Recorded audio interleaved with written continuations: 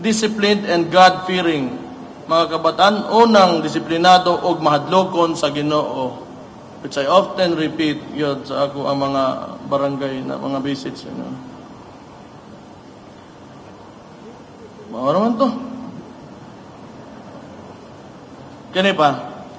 So, sa ato ang unsa, natay gibuhat karon nga mura ganig mura sa Citizens Watch, tawagon na to na ingon na. Mo nang ginatawag na to nga Davao City Reports.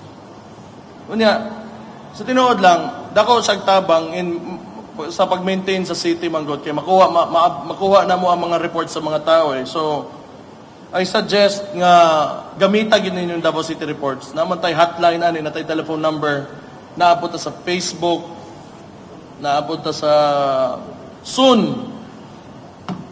Yeah, it's still ongoing pero naa na tay application